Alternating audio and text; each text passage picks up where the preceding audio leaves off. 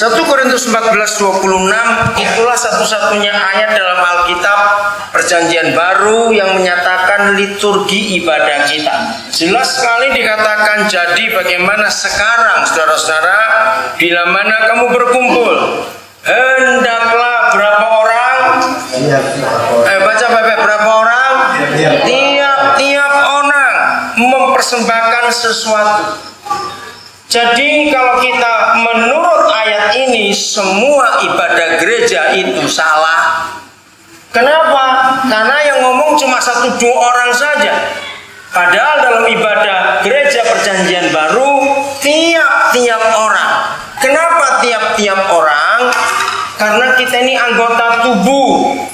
Nah, ini yang penting. Walaupun tidak semua orang, kalau kita kumpul, misalnya kalau sudah sampai ratusan orang bagaimana? Karena zaman itu ibadah itu di rumah, tidak pernah di gedung. Ibadah di gedung baru ada tahun 323 kira-kira begitu. Waktu Konstantin jadi kaisar di Roma, maka Kristen jadi agama negara. Nah, sebetulnya sejak hari itulah gereja itu rusak sampai hari ini. Ketika gereja jadi agama negara. Waktu itu Kaisar Konstantin ingin supaya semua percaya Tuhan Yesus. Maka dia membuat peraturan, yang mau menjadi Kristen tidak perlu bayar pajak. Akhirnya semua orang ikut karena menghindari pajak. Nah, begitu banyak orang yang datang sampai kewalahan. Lalu dibangunlah gedung untuk mereka kumpul. Sebetulnya dari awal itu tidak, itu di rumah-rumah. Kita lihat Kisah Rasul pasal 2. Tolong baca mulai ayat yang ke-41. Kita melihat kebenaran ini. Kisah Rasul 2:41. Dan di seluruh Kisah Rasul, ibadah itu seperti ini, duduknya itu melingkar. Gereja yang sekarang itu memakai cara Yunani, guru di depan, murid itu duduk. Nah, Islam di semua pondok pesantren memakai cara seperti kita ini, duduknya selalu melingkar antara santri dengan kiainya, dan itu pola Yahudi. Maka itu banyak yang salah dari gereja Tuhan. Kita nggak kembali pada pola Alkitab. Di rumah-rumah mereka kumpul seperti ini, sehingga kita bisa bersekutu, wajah dengan wajah kita bertemu, dan kita bisa melihat. Apa judulnya? Pasal 40 ayat 41 pasal 2. Nah, jelas sekali cara hidup gereja yang pertama. Tolong baca 41. Cepat yang lain baca. Orang-orang yang menerima perkataannya itu memberi dirinya dibaptis, dan pada hari itu jumlah mereka bertambah kira-kira 3.000 jiwa. Ya, stop dulu. Apa yang muncul di benak saudara ketika ayat ini kita baca, bahwa anggota gereja yang pertama di dunia itu 3.120 jiwa. Itu banyak atau sedikit? Ayo, banyak atau sedikit? 3.120 jiwa. Karena yang 120 itu murid-murid yang pertama kumpul. Hari itu yang menerima Yesus 3.000. Nah, bayangkan saudara, 3.120 orang dikumpulkan di mana? Gedung besar pada zaman itu hanya 2. 1 istana Herodes, 2 bait suci. Nah, menurut saudara, Petrus itu pemimpinnya, gembalanya. Mungkinkah mereka buat panitia sewa gedung itu untuk kebaktian, untuk ibadah? Jawab, mungkin tidak. Kenapa tidak mungkin? Kenapa? Ayo, kenapa tidak mungkin? Ada 2 alasan tidak mungkin. Yang pertama, mereka dibenci oleh imam-imam kepala ahli Taurat. Betul tidak? Mereka mau kumpul. Yang kedua, mereka nggak punya uang, pasti bayar sewa gedung itu. Nah, apa yang saudara pikir? Dikumpulkan di mana orang sebanyak itu? Baca 42-nya.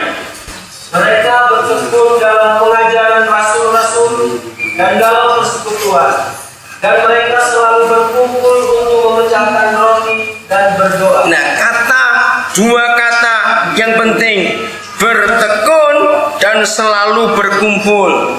Di dalam ayat 42 tidak dituliskan di mana mereka kumpul, tapi saudara baca terus ayat 43 sampai pasal 8 Kisah Para Rasul, kita menemukan mereka kumpul di rumah-rumah. Jadi dibagi-bagi, 3.120 orang itu dibagi-bagi di rumah-rumah.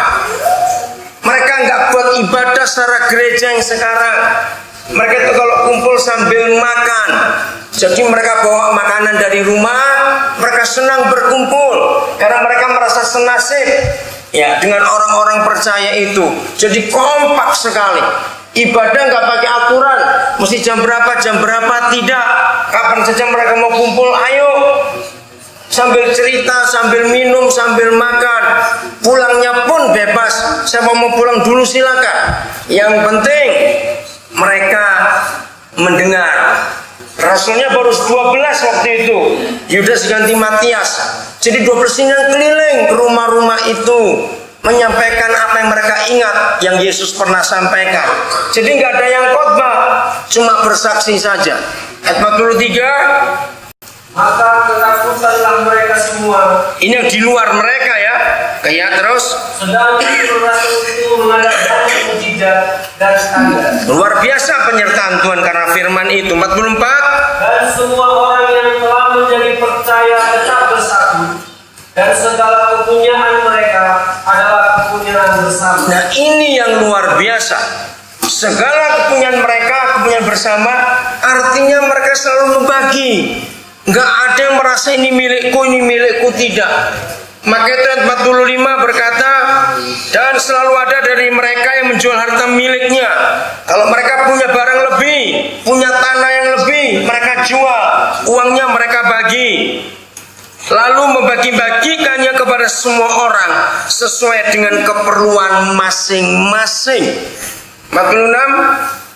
Bacakan terus, Evan. Dengan bertekun dan dengan sehati mereka berkumpul tiap hari dalam bait Tuhan. Nah, mereka tetap ibadah di bait suci karena mereka orang Yahudi. Terus mereka memecahkan roti di rumah masing-masing secara bergilir dan makan bersama-sama dengan gembira dan dengan tulus hati. luar biasa bukan? Di rumah masing-masing. Nah, kita yang tinggal di Penjunan, ini prinsip yang saya pakai dari dulu. Kalau dapur itu satu, saudara, ada dua arti. Satu, kita hemat kalau dapur itu satu. Bayangkan kalau masing-masing kita keluarga harus masak nasi sendiri. Berapa air yang terbuang untuk cuci berasnya, berapa minyak yang terbuang untuk masak, hasilnya cuma nasi. Itu dari dulu saya pakai. Maka itu di Nabire kami buat seperti ini juga, ada komunitas, tinggal sama-sama. Yang kedua, indahnya adalah kita makan itu sama rasa, nggak ada bedanya, karena dapurnya cuma satu. Dan itu ayat yang kami pakai dari dulu. Gereja yang benar itu bukan di ibadah, tapi dalam hidup sehari-hari. Semua kita saling tahu berapa yang kita punya. Bagi seorang yang belum kenal kami, ini yang saya pakai sampai hari ini kami di Nabire. Misalnya nanti kalau saya pergi dengan istri, rumah itu kosong, almari kami, kamar kami itu kami nggak pernah kunci. Jadi siapa saja boleh masuk, boleh tinggal, boleh melihat apa di dalamnya. Kami itu terbuka. Tim kami semuanya tahu, ATM kami, PIN-nya tahu berapa jumlahnya. Mereka punya hak untuk melihat. Karena saya pakai ayat ini sebagai keluarga, maka itu penting sekali. Kalau kita itu nggak punya rahasia satu dengan yang lain terbuka, nggak usah takut. Dari dulu saya itu paling benci dengan kunci, karena kunci itu lambang dosa. Betul tidak? Karena adanya pencuri, maka itu bawa kunci. Kalau saya nggak mau, beda ya, bukan berarti semua nggak pakai kunci lain. Ini bicara hanya pribadi saja. Nah, ini gereja yang sesungguhnya. Kita ini keluarga. Nah, saudara, banyak saudara yang tidak mengenal kata komunis.